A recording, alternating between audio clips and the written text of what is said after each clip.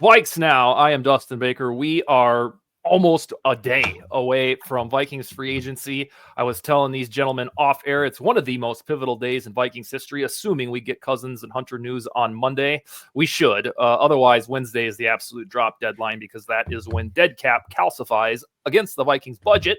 So I am going to get the opinions here tonight of Preet Shaw from Zone Coverage. Our in-house guy, Brevin. Yesterday, we talked about off-season blueprints and plans with Dakota Kep and Tyler Island. I want more opinions, so that's what we're going to start with. Preet, you're a first-time guest on this show. How are you, my man? I'm doing good. Really excited to be here. Excited to talk some football with you guys right before, like you said, probably the most pivotal day we've had in quite a long time as Vikings fans. Yeah, it is. I mean, you can in, I guess, the end of 2021 waiting for Zimmer to get fired. I didn't know if Spielman was going to go too. That was a big day for the landscape of Vikings history. But now, personnel-wise, it doesn't get much bigger than this in terms of figuring out what their long-term plan is. So it's a pleasure to have you on. Brevin, you're back. Saturday Night Special. How are you? Doing pretty good. Apologies to the viewers and I guess to Tyler, who might kill me for this production quality, but I'm doing good. I'm excited to get into this. No, it looks fantastic. All right, so I am going to facilitate. I gave my offseason recommendations yesterday. It was Drake May heavy, defense heavy in terms of personnel, and always focusing on the trenches. I think it's a no-brainer. That's how playoff appearances are made, and then Super Bowls are won. But we're going to go with the same format. Everything doesn't stop, but it starts at the quarterback spot. And I know everybody's Cousins takes are getting a little tiresome. So we're going to make this the last time we talk about what they should do. We're going to start with you, Preet. Giving your offseason plan, your blueprint, where do these Vikings start at quarterback with or without Kirk? If it's without Kirk, who do you want? Well, I personally don't think that this team is, the quarterback away that we thought they were after 2017. I don't think that bringing back Kirk solves all your problems or patches up the mistakes. I personally think that we're quite a bit away from contending or being at that level again. And like we were talking before, if Kirk got injured when we were 7-1, it's a no-brainer. You bring him back. But it was 4-4. They were playing well, granted. And, he tore his Achilles. You're a 36-year-old coming off a torn Achilles. That's never a great sign. I personally think if the number is too high and the rumor is he wants high guarantees for multiple years, I'm really apprehensive to give it to a quarterback who's 36 with a torn Achilles. I think you pivot away. You look for a bridge guy, someone like a Sam Darnold, someone like a Gardner Minshew, who personally is my favorite of the candidates. I think he'd be the most fun. Or even, if you want someone who's willing to play on a low price just to prove they still have it, maybe Russell Wilson if you want. But granted, those guys are going to be not as good as Cousins year one, but it looks more to the draft. You look for that. You look to find a quarterback in the future. Underratedly, Kwesi and KOC signed 4-year deals. This is the third year. They were always going to be dependent on what they did at quarterback. And, now is your time to prove it. Do you have a guy circled quarterback-wise in the draft? Well, Drake May, obviously. That feels like a pipe. That feels kind of like a pipe dream. Granted, we did know, based on reports last year, I'm not sure if you guys saw, they were willing to trade 3 first-round picks to go for Anthony Richardson. If you can get a similar deal for Drake May, no doubt you do it. You pull that trigger. Realistically speaking, I think J.J. McCarthy is the guy around pick 5. I would have loved him at pick 11. I would have loved him even more if you could trade back, but that just doesn't look possible right now because, how highly quarterbacks are valued in this league. Guys who I'm really scared of are, Michael Penix for sure with the injury history. He's also a lot older. Also, just from a footwork standpoint, I'm not the biggest X and O's guys, but he doesn't engage his lower half at all. And, it's going to be really hard to reteach that throwing form completely. J.J. McCarthy's mistakes are a lot more fixable. So I'd be really down for him.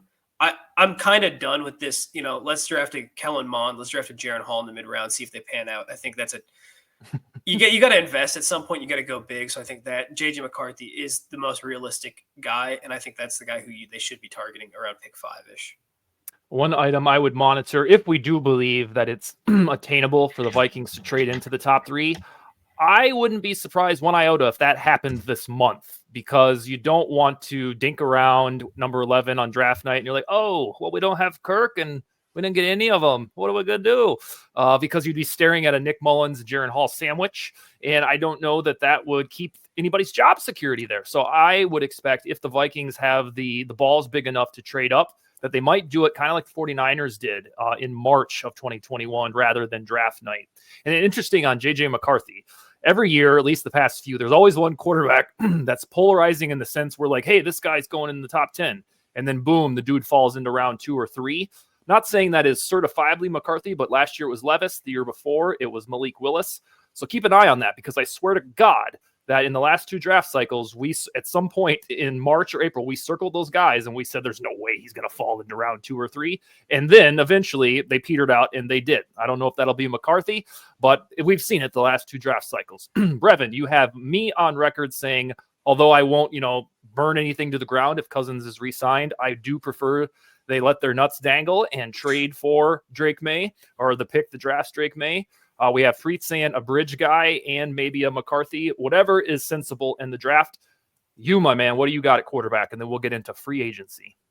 Yeah, I'm kind of in the same boat as you. I love dangling nuts. So this team straight up and go for quarterback of the future. It's not that I'm against Drake May. It's just that I don't know if it's going to be feasible, but anything can happen in the NFL draft. So I've got my flag planted on JJ McCarthy, and I'm a McCarthy guy. Preet said it best. O'Connell can mold him. When you look at a guy like Penix that you could maybe trade up into the late first or go into the second round and try to get, like Penix, he doesn't throw to the middle of the field. He doesn't use the bottom half of his body whatsoever. So McCarthy is like that perfect kind of throw on the run, get mobile, is not afraid to attack the middle of the field for better or for worse, but it's better than not doing it at all. But yeah, I would say trade up within range to McCarthy, whether that's 4 or 5, whatever it's going to be. My flag is planted on the Michigan logo at the 50-yard line at whatever their stadium is called. Yeah. Do you believe that Mr. McCarthy can start September blah blah blah for the Vikings week 1? I would love to think so. That would be pretty cool, eh? But no, I don't know week 1, maybe week 5, week 6 after quarterback to be mentioned here in a couple minutes. Maybe. All right, perfect. So my recommendation free agency wise was to, get 2 or 3 starters on defense. They're going to have $37 million before they do anything with Harrison Smith or any restructure with Brian O'Neill. So we should be able to get some defensive starters. I would expect them to raid the cabinet of former Miami Dolphins players, because there's like 6 or 7 of them who are decent that Brian Flores either personally drafted or coached. But enough about me. Preet, what is your free agency recommendation for these Vikings? Yeah, well, obviously I'd love to go after the big fishes and get, Christian Wilkins, Bryce Huff. It feels like it's a little bit out of the price range, especially with the new salary cap. God. And you saw Chris Jones tonight? Yeah, 5 years, 95. I think with that in the Madubuike contract, Wilkins is probably just out of their range at this point. So they're definitely the second tier guys you could grab. I like on the defensive side, a guy like Blake Cashman at linebacker, or even Frankie Louvu. Both those guys are very impactful players, and you're going to need someone starting next to Ivan Pace, despite how good he is. I think Hicks is not under contract, and you need to get a little younger in that position. DJ Reader is another, a guy you can invest in. He had, I think, a torn quad. He's coming back. You might need a prove-it deal. This could be the perfect spot for him. Definitely need to get a lot bigger on the defensive line, whether that be edge rusher or the interior. And, you can definitely do that through the draft. I do like a lot of edges in the second-round territory, even the first-round territory, but you got to get someone in the offseason through free agency, and I'm not sure if Hunter's coming back. Another name I like that's underrated is Andrew Van Ginkel from the Dolphins.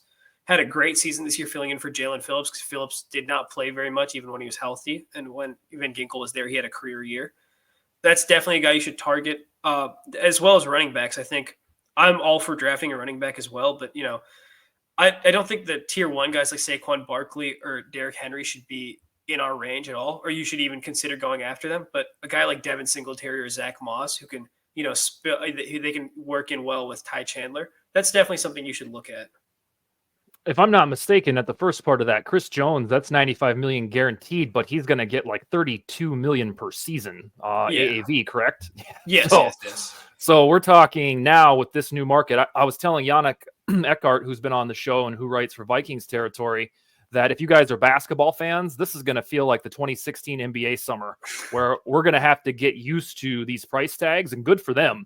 But in terms of, our show or our, fandom or, writing, we're going to have to like start to accept that these contracts are going to check in and blow our socks off. So 95 million guaranteed for Chris Jones. And then I think when it's all said and done, that's going to be like, what is it? Like 105 years, 160 million, something like that. Something around that range. Yeah. It's absolutely insane. Yeah, I forgot to mention Mhm. also definitely the interior offensive line. You're going to need a couple people there. I know they've been talking about looking to replace Bradbury. There are a lot of good centers on the market right now. Even if you want to swing big on that area, Jonah Jackson as a guard could be a great replacement for Dalton Risner if they don't bring him back. Amen. And I will say this one more time to Vikings fans that next week you're going to see a lot of defensive linemen and offensive linemen signed no matter what, even if it's Blake Brandels and Oli Udo's coming back, because when we started last week, there were 27 free agents. Over half of them are linemen. And so no matter what, your phone is going to buzz and say OT, OG, DT, OLB, because they need the sheer bodies. So keep that in mind. All right, Brevin, we want your free agent recommendations. It sounds like most of the body politic says defense. What do you got? Yeah, me and Preeter, we agree a lot on a couple of the guys. And I'm agreeing with everything you said on the show yesterday. So I'm kind of like that with Preet right now. I'm going based off of the fact that you mentioned Harrison Smith getting released or whatever's going to happen there. Preferably, it wouldn't do much for free agency, but preferably as a post June 1st designation, because that's a big time difference in terms of your savings. It's the Harrison Smith release or structure for O'Neal. I actually have us coming to a deal with Danielle Hunter. If you can get him like the $22 to $25 million range, I don't think you're going to get Wilkins at this point. And Preet said it best. How do you pronounce it? Madubuike? Nice. So after I saw that contract, and for sure Jones contract, I tweeted, it's not happening. Yeah, it's going to be, Wilkins is going to be like 28, 29 million. Exactly. So just give that money to Danielle Hunter. He deserves it. I've got us also extending Marcus Davenport. I think we've touched on that. Give him another small prove-it deal. But as far as free agent goes, even though you're extending 2 edge rushers, Preet mentioned him. Like I said, Andrew Van Ginkel. I love getting him around $7 to $8 million per. Reuniting him with Brian Flores, and then Blake Cashman was one of my guys. Blake Cashman would be like a better kind of balanced guy to play in the defense, whereas Frankie Louvu, another guy I had on my list that Preet mentioned, he just kind of attacks the ball. Like he's one of the best off-ball linebackers in terms of rushing the passer in the NFL. And he's just, of course, getting wasted in Carolina. But yeah, those are most of my guys. I had small guys, well, not small guys, but smaller value or like smaller money guys like Noah Brown, who I like that one too. Really underrated skill. We talk about quarterbacks extending plays. It's a very underrated skill for wide receivers to make plays out of structure. Noah Brown did that a lot with CJ Stroud last year, and that pairs pretty well with a quarterback like JJ McCarthy. So I think that would be cool. And then if you can get a corner that's proven to be productive before that Flores can get his hands on, like Rock Ya-Sin or like Trey Herndon or somebody super cheap, along those lines. And then I guess you got to bring in a quarterback. I mentioned on the Social Network yesterday, I'd like to see Nick Mullins get the start, even as crazy as that is, just for week 1, the first couple weeks. I could totally see Minnesota signing Sam Darnold, where there's smoke, there's fire, or like a Jacoby Brissett. And also, Sam Darnold, like, he's only 26. That's wild. That's crazy to me. I think he came into the league at 21. Yeah, that's unreal. I don't know. I don't know. I just thought that was interesting. I had that noted down. But yeah, that's about it. Another guy that kind of interests me at receiver, like you mentioned, Rashid Shaheed. I know the Saints put a tag on him. I'm not sure which one, but I felt like he was totally misused or underused in New Orleans. That'd be a really cool guy to bring in if, they look to address. Because I don't think KJ Osborne is back next year, but that'd be cool to see him. He better not be back now. The thing about Shaheed, too, I believe he's an all-pro punt returner and kick returner. And not that we had tremendous struggles in that arena, but that's a cool part that he can do it all and then get your customary 600, 700 yards as the WR3, especially if Osborne's gone. And it consolidates that one spot too. You can get rid of Wonghu, and you don't need to necessarily fully bring back Brandon Powell. Yeah. Yep. Rashid Shaheed's been my WR3 guy for about 2 months. Once I realized he was a free agent, and once I saw PFF estimate his value at $2 million per season, I was like, hell yeah. 100%. Yeah. The thing I'll say before we get into the draft, every single one of these deals that we've seen in the past, 3 or 4 days, does feel like 2016 NBA contracts.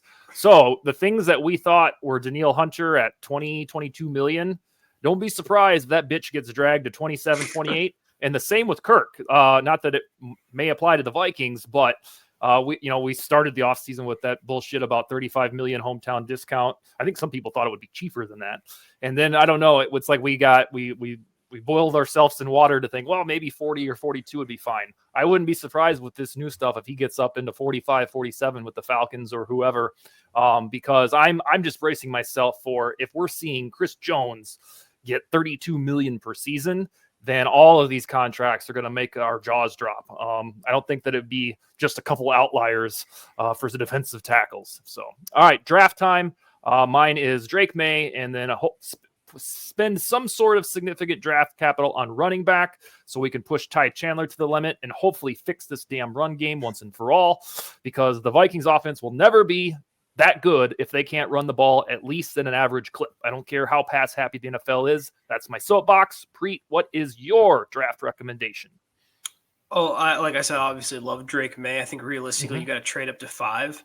I don't know exactly what that would entail. I'm thinking the pick 11 this year, the first round next year, and maybe a third next year. Hopefully I feel like that might be enough to get it done. Draft JJ McCarthy. One thing I'd recommend, and I know that wide receiver 3 isn't viewed as a big need, but this wide receiver class is insanely talented. It's probably one of the most talented and deep wide receiver class we've seen in a long time. There's going to be value in the mid rounds there. Yeah, definitely look to attack that, because you see guys like Ladd McConkey, Ricky Pearsall, Roman Wilson, guys who would be consensus second round picks, might somehow find their way into the third round. If you can get your hands on one of them, definitely do that. In the second round, you could definitely, I think, look to trade back a little bit. There are good value at edge rushers there. And there are a lot of athletic freaks. I wouldn't mind trading back a little bit, accumulating picks in the middle rounds, and finding a guy like, maybe a Fisk, I think is how you pronounce the guy from Florida State, or an Isaac from Penn State, getting someone like that. And again, like you said, running backs. This round 3, round 4 seems like the sweet spot again this year for running backs. I'm pretty big on a guy like Braylon Allen, if you want to go that old school pounder. I did a draft profile on him for zone coverage.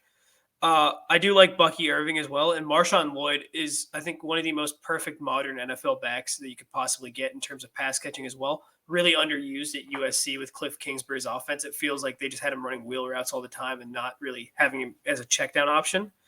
And again, names to look out for late in a couple days, or late in day 3, or Malik Mustafa, the safety from Wake Forest. I think he's going to be very good. He was very productive at Wake as a box safety, lit up the combine at a 4.33. Cedric Gray from UNC is another off-ball linebacker. I think he's very good as well. And Cam Hart from Notre Dame, 5th-year senior. But, they're not afraid to get corners who are older, as shown by Mekhi Blackman. He played one of his best games against Marvin Harrison Jr., and was very good there. So, again, that feels like a guy who could come in maybe as a 4th or 5th round pick and make an immediate impact. So I would look at him as well. On running backs, last week, I believe, I wrote an article on VikingsTerritory.com that was, here's who should replace Alexander Madison right after Madison was released, and that was Braylon Allen. I liked Braylon Allen in January when I figured out he was only 20. That was awesome. I did not know he was 6'3", 6'2", 250. And then also 440 speed. And it's like there's this undiscovered gem that people aren't raving about yet, at least in unison. And so, I would adore it. Drafting him with whatever it takes, probably a 3rd rounder that they don't have. But yeah, I love the youth, the size, and the relative speed. So I'm right there with you. I would be elated if they get Braylon Allen for, I guess, quasi RB1, RB2. Yeah, no, it feels like people are kind of overthinking him, looking for, a more modern NFL running back. Yeah. And you're almost kind of looking a gift horse in the mouth. The guy is very good at football. Just pick him up, and I know he's more of like a he'd do incredible in like the early 2000s NFL, but there's still room for that today. And I think he'd be very good in this Vikings offense. At worst, a committee back with Ty Chandler. especially because this purple team took until week 8 to score a rushing touchdown. Why not go get a bruising son of a bitch to do the thing? And I think week 8 was Josh Dobbs too, right? Yeah. All right. Let's see. We are at Brevin for draft plan / blueprint. Hit us with it. Yeah. So round 1, if you're going to go up for the quarterback of the future, you got to pay the price. Mm-hmm. I think if Kwesi can find a way to not include pick 42 in that trade, that would be a huge win. If you really believe in McCarthy and you think that's your quarterback of the future, there's not really a price that's too high to pay. So if you can get out without trading 42, I don't know if you can. So like if they trade pick 11, 42, a couple, you might have to trade a couple of your late rounders this year, a mid round next year up for McCarthy to get to that 5 spot. And I picked 5 because that's the Chargers, and there's smoke that they want to tackle, and they should just stick and pick Joe Alt if they want to tackle. But there's some good tackles at the top of the board, so maybe they think they can get their tackle and pick up some capital at the same time. I really wanted to highlight how much it sucks that the Vikings don't have a 3rd round pick this year, because that's where that's the sweet spot for the running backs and receivers that you guys are just mentioning. They'll probably find a way to get one. Yeah, I agree. So whether trading up or if they don't do the trade up for McCarthy, if they can trade their 2nd round pick down and get a 3rd or something. But yeah, I also had down Braylon Allen out of Wisconsin. Yeah, the size, the age, it's a lot to be enamored with. The only concerns that in my admittedly small amount of research is there's some concerns with his decision making and feel for space in the backfield, which sounds kind of like another running back that just got released by the Vikings. But this guy's tall, and that would rock. So, and Preet mentioned a couple guys to look out for late. I had Josh Newton out of TCU. He's played man-to-man. His 2022 tape is way better than his 2023 tape. So, again, it's nice to have Brian Flores in your back pocket that you could be confident in, can get the best out of a player.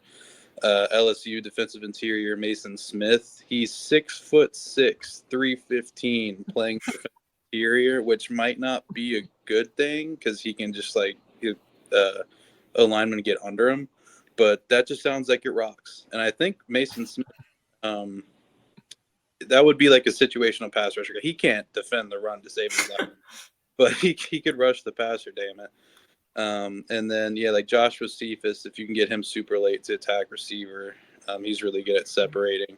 And then I had, if he's a UDFA, which he probably will be, Minnesota tight end Brevin Spanford. I bet you can guess why I think we should pick him. Yeah, it's that first name, Glory. Yep. I was gonna say it's teams like this and years like this that make me really miss the late 2000s Williams wall at the interior position. Yeah, we took it for granted as youngsters, especially you guys younger than me. Yeah, we've never got back to that. Just haven't. We got close with Linval.